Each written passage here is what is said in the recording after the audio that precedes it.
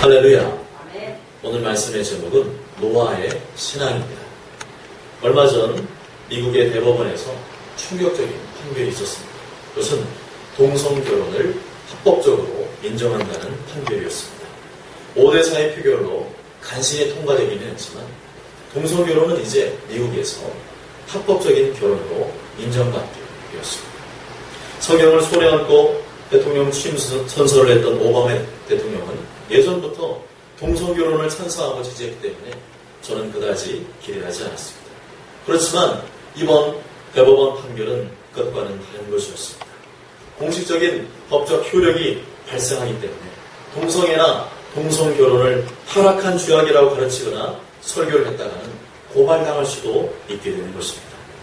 아무리 복음적인 신앙인들이 동성결혼을 반대하고 투쟁을 벌였지만 시대의 거대한 흐름을 거스르기에는 역부족이었던 것 같습니다. 다른 나라에서 일어난 일이라면 그럴 수도 있겠지만 영국의 총교도들이 성경 말씀을 헌법의 기초로 삼아 세운 미국에서 도저히 있을 수 없는 일이 벌어지고 만 것입니다. 훌륭한 신앙을 가진 대통령들이 지금까지 미국을 성공적으로 이끌어왔건만 이번 판결로 인해 미국은 더 이상 기독교 국가가 아님을 온 세상에 천명하게 되었습니다. 참으로 슬프고도 슬픈 일입니다. 우리나라에서 복음을 위해 헌신한 선교사님 중에 미국 선교사님들이 많이 계십니다. 대표적으로는 장로교회 언더우드 선교사님, 감리교회의 아펜 젤러 선교사님이 있습니다. 그런데 그러한 나라가 이제는 하나님께로부터 돌아서고 있습니다. 다원주의의 거센 물결을 이겨내지 못하고 인본주의적이고 자유주의적인 가치관에 함몰되어 하나님과 성경을 거역하고 있습니다. 이미 동성결혼을 합법적으로 인정한 나라들이 여러 개 있습니다. 네덜란드, 벨기에, 스페인, 캐나다, 남아프리카 공화국, 노르웨이, 스웨덴, 포르투갈, 아이슬란드, 아르헨티나, 덴마크, 우루과이, 뉴질랜드, 그리고 미국. 이들은 왜 동성결혼을 합법화시켰습니까? 그들은 과거에 기독교 국가로서 하나님께 영광을 돌렸던 나라입니다. 그것은 소수 인권을 옹호하는 여론 때문입니다. 한 개인의 권리가 강하게 주장되고 그것을 또한 옹호해주는 과격한 개인주의 사회로 변화되었기 때문입니다. 그 결과 동성결혼에 합법화는 자연스러운 것이 되었습니다. 그리고 그렇게 생각하는 것이 더 합리적이고 그 사람의 인권을 존중하는 것이라고 생각을 하고 있습니다. 저 역시 하나님도 모르고 성경도 모르는 사람이었다면 동성애를 성적 자기 취향으로 보았을 것이고 거기에 찬성했을지도 모르겠습니다. 그러나 성경에서는 동성애를 명백히 죄라고 말씀하고 있습니다. 로마서 1장 26절과 27절에 하나님께서 그들을 부끄러운 욕심에 내버려 두셨으니 곧 그들의 여자들도 순리대로 쓸 것을 바꾸어 영리로 쓰며 그와 같이 남자들도 순리대로 여자 쓰기를 버리고 서로 향하여 음욕이 불릴 듯하네. 남자가 남자와 더불어 부끄러운 일을 행하여 그들의 그릇 때문에 상당한 보응을 그들 자신이 받았으니 라고 말씀합니다. 굳이 성경 말씀을 인용하지 않더라도 남자와 남자가 결혼을 하고 여자와 여자가 결혼하는 것은 순리에 어긋날 뿐만 아니라 하나님의 창조 질서를 거스르는 일입니다. 남자 며느리를 맞이하고 여자 사회를 맞이하는 모습을 상상해 보십시오. 이거는 정상적인 사회가 아닙니다. 하나님께서 남자만 창조하지도 않으셨고 여자만 창조하지도 않으셨습니다. 그 이유가 무엇이겠습니까? 단순히 각 사람의 개인의 권리와 욕구를 충족시키기 위한 것이겠습니까? 남자와 여자의 고유한 속성이 조화를 이루어서 하나님의 뜻과 사명을 보다 효과적으로 감당하라는 뜻이 아니겠습니까? 남녀의 결혼을 통하여 생육하고 번성하는 것이 하나님의 뜻이 아니겠습니까? 그런데 단순히 인간의 욕망과 감각적인 욕구에 사로잡혀 다른 가치관을 부정하고 자신의 권리만을 주장한다면 오늘 말씀에 나오는 노아 시대나 사사 시대와 다를 바가 뭐가 있겠습니까? 노아 시대는 어떤 시대였습니까? 감각적인 시대였습니다. 보여지고 만져지고 느껴지는 것을 중요시하는 시대였습니다. 지금 이 시대와 비슷한 시대인 것 같습니다. 이전에 보니까 하나님의 아들들이 사람의 딸들의 아름다움을 보고 자기들의 좋아하는 모든 여자를 아내로 삼는지라. 하나님이 기뻐하시는지 하나님이 무엇을 바라시는지 저는 생각하지 않습니다. 단지 내 눈에 보기에 아름답고 내가 보기에 좋은 것을 선택하는 그러한 시대가 바로 노아의 시대였습니다. 하나님 믿는 하나님의 아들들이 하나님의 기준에 따라 아내를 택하지 아니하고 단지 눈에 보이는 대로 자신의 감각적 욕구를 따라 배우자를 선택했다는 것입니다. 그런데 이것은 한두 사람만 그랬던 것이 아니라 그 시대의 모든 하나님을 믿는 사람들이 그러했던 것 같습니다. 하나님 믿는 사람이 하나님 믿지 않는 사람과 결혼하는 것을 하나님은 기뻐하지 않으십니다. 그럼에도 불구하고 그러한 결정이 많아지고 보편화된다면 후손들에게 경건한 신앙이 전수되기 어렵습니다. 아니 사실상 불가능해집니다. 간혹 불신 배우자가 신앙을 갖게 되는 경우도 있지만 그것을 일반화시키고 합리화시켜서는 안 됩니다. 교회가 무너지는 지름길은 세상의 가치관과 혼합될 때 일어나는 것입니다. 노아 시대는 하나님께서 홍수 심판을 하시기 직전이었습니다. 노아 시대처럼 감각적 욕구와 쾌락이 지배하는 세상이 되면 하나님의 심판이 가까워 온 것입니다. 하나님 말씀을 따라하기보다는 세상의 욕망과 정욕을 따라하기 시작하면 세상은 하나님의 심판을 피할 수가 없어집니다. 3절에 보면 여호와께서 이르시되 나의 영이 영원히 사람과 함께 하지 아니하리니 이는 그들이 육신이 됨이라 말씀합니다. 하나님의 영을 따라 하나님의 말씀을 따라 살지 아니하면 그 사람은 하나님 보시기에 흐느적거리는 육체의 고기 덩어리에 불과하다는 것입니다. 하나님의 뜻과 사명을 이루기 위해 사는 것이 아니라 단순히 자신의 만족과 욕구를 추구하며 산다면 그때부터 그 사람에게서는 기대할 것이 없다는 말씀입니다. 5절과 6절을 보면 여호와께서 사람의 죄악이 세상에 가득함과 그의 마음으로 생각하는 모든 계획이 그의 마음으로 계획이 항상 악할 뿐임을 보시고 땅 위에 사람 지으셨음을 한탄하사 마음에 근심하시고 라고 말씀합니다. 하나님은 인격을 갖고 계십니다. 절에 있는 불상이나 오래된 나무나 돌과 엄연히 다르다는 것입니다. 그런 우상들은 감정도 없습니다. 생각도 없습니다. 어떤 뜻을 이루려고도 하지 않습니다. 아무리 말해도 알아먹지를 못합니다. 나에게 그 어떤 말도 해주지 못합니다. 단지 내가 신이라고 생각하는 대상에게 나의 소원을 빌면 이루어질 것이라고 믿는 자기 신념에 불과한 것입니다. 그러나 하나님은 인격을 갖고 계십니다. 인간들이 행하는 모습을 모두 다 지켜보고 계십니다. 그리고 하나님을 거역하며 자기 멋대로 사는 타락한 모습을 보시며 가슴 아파하고 계십니다. 땅 위에 사람 지으셨음을 한탄하사 마음에 근심하시고 하나님은 신적 존재이시기 때문에 우리와는 본질적으로 다르십니다. 그러나 하나님은 당신의 형상을 우리 가운데 심어주셨습니다. 우리가 똑같이 느끼고 생각하는 인격을 심어주신 것입니다. 그러므로 우리는 하나님과 인격적으로 소통할 수 있습니다. 하나님과 대화할 수 있습니다. 하나님은 사람에게 말씀하시고 사람은 하나님께 말씀드릴 수 있습니다. 이런 하나님의 인격 때문에 기계적인 관계를 원하지 않으십니다. 강제로 억지로 순종하는 것을 원치 않습니다. 자발적으로 하나님의 뜻을 따르고 자발적으로 하나님을 섬기기를 원하십니다. 하나님이 이러한 자유의지를 주셨습니다. 그런데 이 자유의지로 하나님을 찾기보다는 자기의 취향과 감각적 욕구를 선택하는 일에 집착한다면 그리고 그러한 세태가 더욱 심화되고 보편화된다면 홍수 심판 때처럼 하나님의 심판이 점점점 가까우고 있음을 기억해야 합니다. 지금 이 시대는 다원주의 시대입니다. 서로의 의견을 존중하는 상대성을 중요하게 여기는 시대입니다. 좋은 면도 있지만 만일 누군가가 절대적 기준을 굽히지 않고 주장하게 된다면 저 사람은 불통의 사람이야 하면서 낙인찍히고 맙니다. 그런 시대에서 가장 큰 위협과 도전을 받고 있는 것이 어디일까요? 바로 교회입니다. 교회는 아무리 시대가 변해도 절대 진리인 하나님의 말씀을 붙들고 사수해야 하기 때문입니다. 그런데 교회마저 세상과 소통한다는 명목하에 진리마저 타협하고 성경 말씀도 상대적인 것으로 취급한다면 이것이야말로 하나님이 가장 슬퍼하실 일입니다. 만약 이러한 풍조를 교회가 제어하지 못한다면 언젠가 스스로 교회는 자멸하게 되고 말 것입니다. 우리는 지금 이 시대가 어떠한 시대인지를 꿰뚫어 볼 수 있어야 합니다. 지금 이 시대는 노아의 홍수 시대와 닮아가고 있습니다. 하나님의 기준보다 자신의 감각과 자신의 판단과 권리를 매우 중요하게 여기는 시대로 접어들었습니다. 이러한 시대에 우리가 어떻게 대처해야 합니까?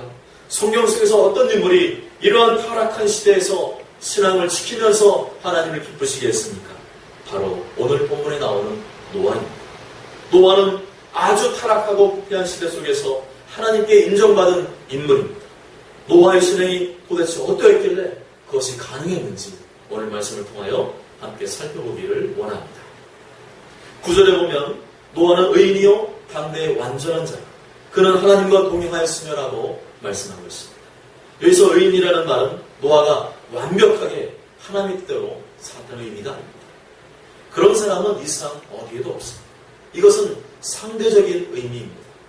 노아가 다른 사람과 비교해 보았을 때 그 시대와 여러 사람들과 비교해 보았을 때 보다 선하고 정직한 삶을 살았음을 의미하는 것입니다.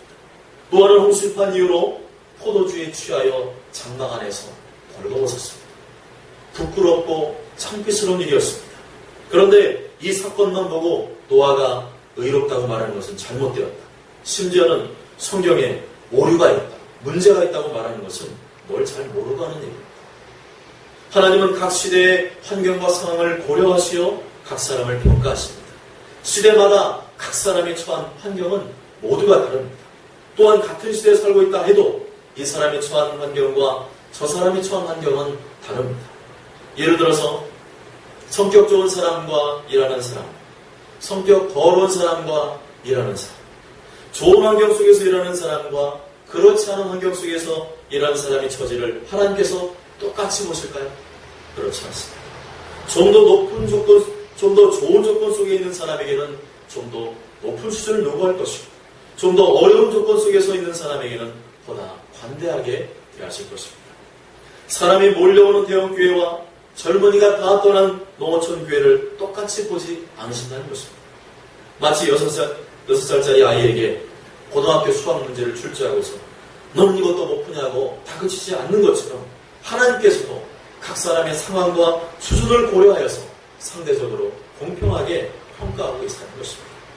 다시 말해 타고난 능력이 뛰어난 사람과 비교하는 그런 수준이 아니라 그저 나의 타고난 소질과 능력 안에서 평가해 주는 공평한 분이 하나님이시라는 것입니다.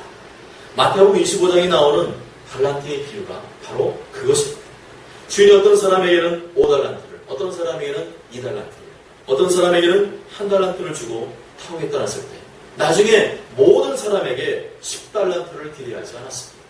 단지 주인이 원했던 것은 주어진 능력과 여건 속에서 충성스럽게 감당하는 모습이었습니다. 실제로 주인이 돌아왔을 때 상대적으로 평가를 했습니다. 5달란트 가진 자에게는 5달란트, 2달란트 가진 자에게는 2달란트, 1달란트 가진 자에게는 1달란트 정도를 기하였습니다. 그러므로 능력 이상으로 지나치게 과욕을 부리는 것도 하나님을 잘 모르는 사람이고, 자기는 능력이 없다고 아무 일도 안 하는 사람은 역시 하나님을 잘 모르는 사람입니다. 하나님을 잘 아는 사람은 주어진 여건과 능력 속에서 충성하는 사람인 줄 믿습니다. 앞서 말씀드린 대로 노아가 살던 시대는 아주 타락한 시대였습니다. 11절과 12절 한번 읽어보실까요? 11절, 12절 시작.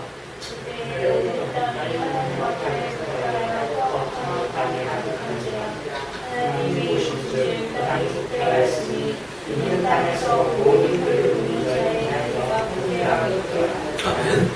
온 세상이 부패하고 타락했으니 노아가 얼마나 신앙생활하기가 힘들었겠습니까? 조금만 선하게 살려고 하면 주변 사람들이 너 왜 이렇게 유별나게 사냐고 손가락질하고 골려먹은 일이 한두 번이 아니었을 것입니다. 이렇게 힘든 상황 중에 노아가 전혀 화를 안 냈다고 보기는 어려울 것입니다. 그렇지만 다른 사람들과 비교해 볼 때 현저하게 나은 면이 있었습니다. 화도 남들보다 훨씬 덜 내고 훨씬 더 많이 참고 인내하는 모습을 항상 변함없이 보여줬을 것입니다. 이 모습을 보시고 하나님께서는 노아는 의인이다, 당대 완전한 자다, 하나님과 동행했다라고 평가해 주신 것입니다. 전부 다 자기 멋대로 부패한 삶을 살아가는데 유독 노아만큼은 하나님의 뜻대로 살려고 발버둥을 치니까 노아를 특별 대우하지 않을 수가 없었던 것입니다. 하나님은 8절 말씀대로 노아에게 은혜를 베풀어 주셨습니다. 이처럼 노아가 의인이라 인정받을 수 있었던 이유는 노아의 노력도 있었지만 하나님의 은혜가 노아와 함께 했기 때문에 가능한 일이었습니다. 많은 분들이 신앙을 간증할 때마다 이런 말을 합니다. 이 모든 것이 다 하나님의 은혜입니다. 노아 역시도 마찬가지였습니다. 노아가 노아될 수 있었던 것, 노아가 의인이라 인정받을 수 있던 것은 하나님의 은혜였습니다. 사도 바울도 고린도전서 15장 10절에서 내가 나 된 것은 하나님의 은혜로 된 것이니라고 고백하고 있습니다. 그렇습니다. 험악한 세상을 이기며 하나님 말씀을 지키며 살아갈 수 있는 비결은 하나님의 은혜입니다. 하나님의 은혜가 없이는 하나님의 자녀답게 살아갈 수가 없습니다. 내가 이만큼이라도 하나님의 자녀답게 살 수 있는 이유는 하나님의 은혜가 오늘도 나와 함께하고 계신 줄 믿으시길 바랍니다. 내 노력과 내 능력으로는 사실상 나에게 주어진 현실을 뛰어넘을 수가 없습니다. 하나님은 부패하고 타락한 세상 속에서 고통당하는 노아를 돌보아주셨습니다.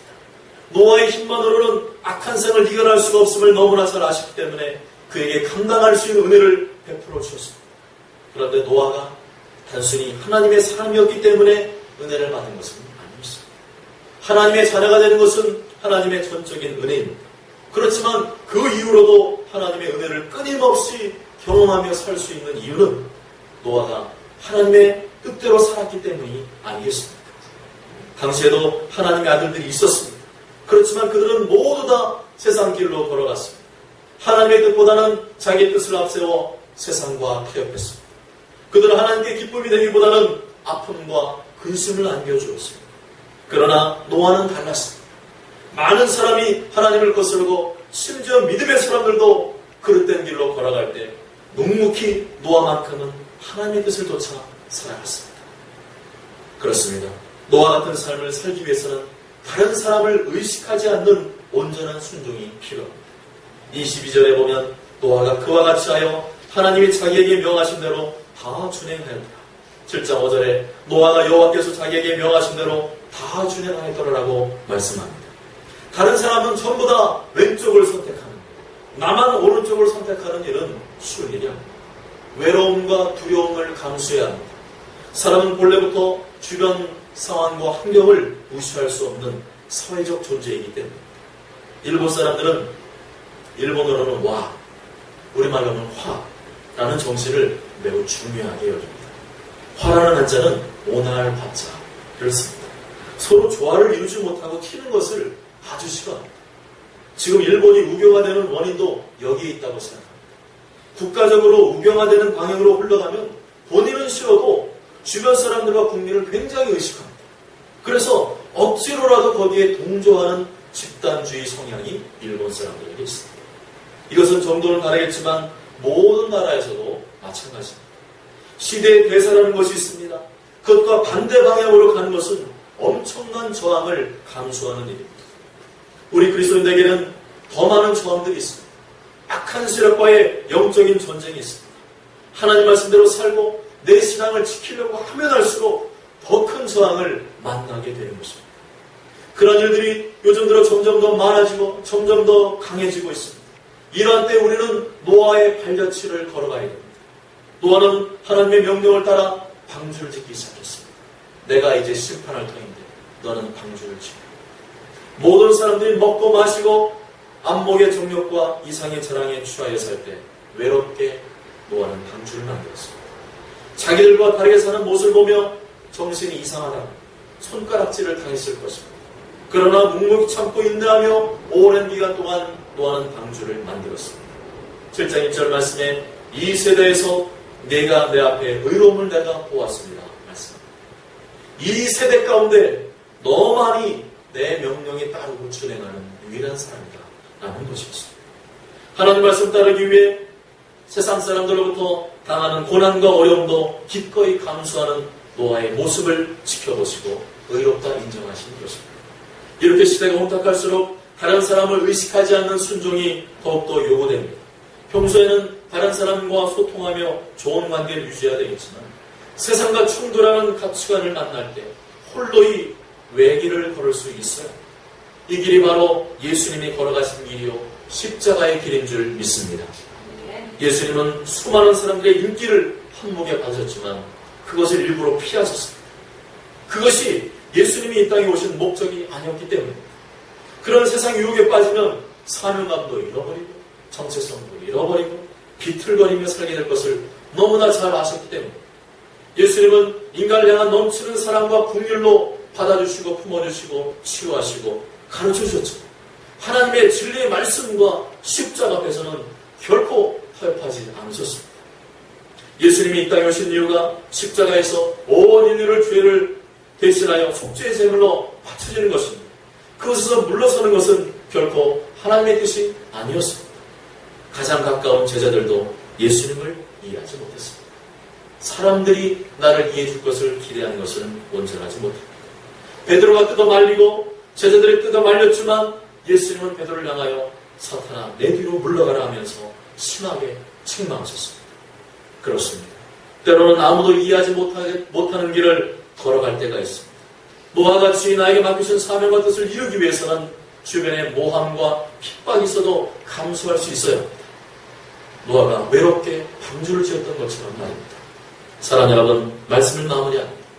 노아의 홍수시대처럼 세상은 갈수록 부패해져 가고 있습니다.